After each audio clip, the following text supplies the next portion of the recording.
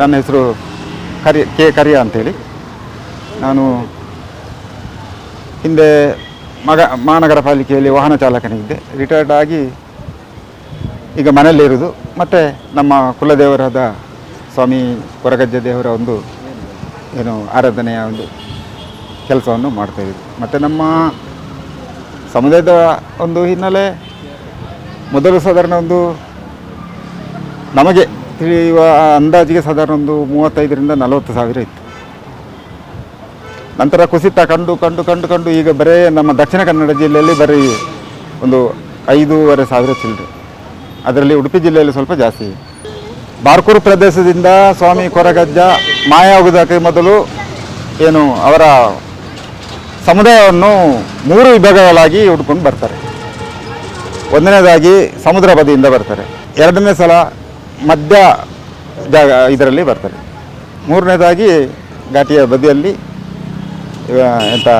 ತೆನ್ಕು ಭಾಗಕ್ಕೆ ಹೋಗಲಿಕ್ಕೆ ಬರ್ತಾರೆ. ಆ ಸಂದರ್ಭದಲ್ಲಿ ನಮ್ಮ ಸಮುದಾಯ ಹೇಗಿದ್ದಾರೆ, ಎಲ್ಲಿದೆ ಏನಂತ ಅವರಿಗೆ ಅವರ ಸೃಷ್ಟಿಕರ್ತ ಬೆಳ್ಳಿ ಗುಡ್ಡದ ದೇವರು ಶಿವ ದೇವರು. ಹಾಗೆ ಅವರಲ್ಲಿ ಅವರ ಅಪ್ಪನ ಪ್ರಕಾರ ಸಮುದಾಯವನ್ನು ಹುಡ್ಕೊಳ್ತಾ ಬರ್ತಾರೆ.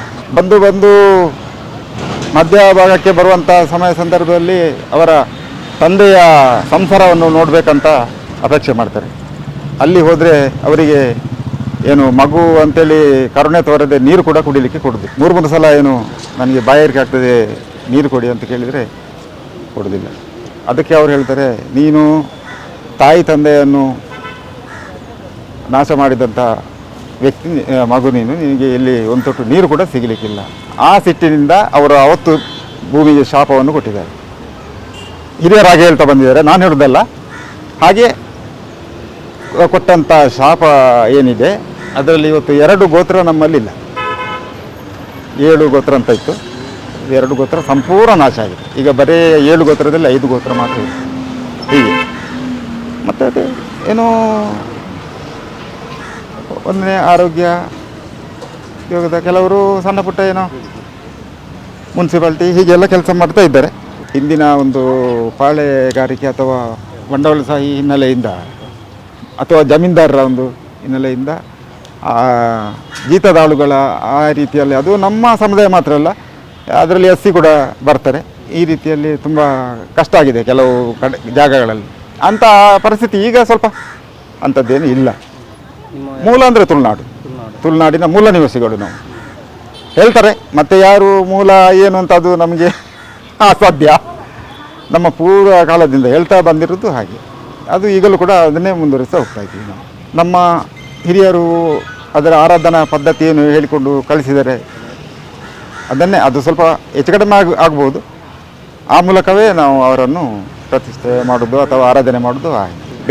ಬೇರೆ ಸಮುದಾಯದಲ್ಲಿ ಇದ್ದರೆ ಅದೇ ಅವರು ಸರ್ವಧರ್ಮದ ಸಾಕಾರ ಮೂರ್ತಿ ಅಂತ ಏನು ಹೇಳ್ತಾರೆ ಹಾಗೆ ಎಲ್ಲರೂ ಕೂಡ ಅವರ ಭಕ್ತರೇ.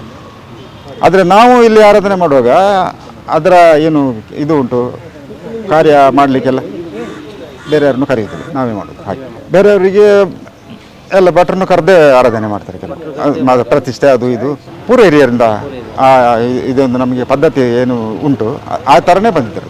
ಈಗ ನಾವು ಇನ್ನು ನಮ್ಮ ಚಿಕ್ಕವ್ರಿಗೆ ಹೇಳ್ತೀವಿ ಆ ಥರ. ಮುಖ್ಯವಾಗಿ ಜಮೀನಿಗೆ ಸಂಬಂಧಪಟ್ಟದ್ದು ಅದು ಹೇಳಲಿಕ್ಕೆ ಹೋದರೆ ಈಗ ತುಂಬ ಅದು ತಮಗೆ ಗೊತ್ತಿರ್ಬೋದು ಬಹುಶಃ.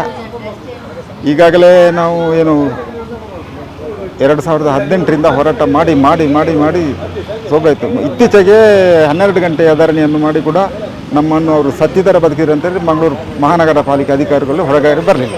ಮನವಿ ತಗೊಳ್ಳೋದು ಬಿಡಿ ಅಂತ. ಮೂಲ ನಿವೇಶನ ಹೌದು, 33 ಕುಟುಂಬಗಳಿಗೆ ಇಲ್ಲಿ ಸೈಟ್ ಆಗಿದೆ. ಇದು ಟೋಟಲ್ ಸರ್ವೆ ಆಗಿದೆ. ಸೈಟ್ ಮಾಡಲಿಕ್ಕೆ ಬರಲಿಲ್ಲ. ಆ ಬಗ್ಗೆ ನಮ್ಮ ಮಾನ್ಯ ಮೇಯರ್ ಆಗಿದ್ದವರು ಭಾಸ್ಕರ್ ಕೆ ಅವರು ತುಂಬಾ ಸಹಕಾರ ಕೊಟ್ಟಿದ್ದಾರೆ ನಮಗೆ.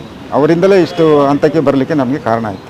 ಹಾಗೆ ಈಗ ಅದರಲ್ಲಿ ಏನು ತಡೆ ಉಂಟು ಅಂಥೇಳಿ ಬಹುಶಃ ಇವತ್ತೇನು ಹೊಸ ದೇವಸ್ಥಾನದಲ್ಲಿ ಕೂತಿದ್ದಾರೆ ಅವರಿಗೆ ಗೊತ್ತು. ಅಷ್ಟು ಹೇಳಲಿಕ್ಕೆ ಬಯಸ್ತೇನೆ ನಾನು.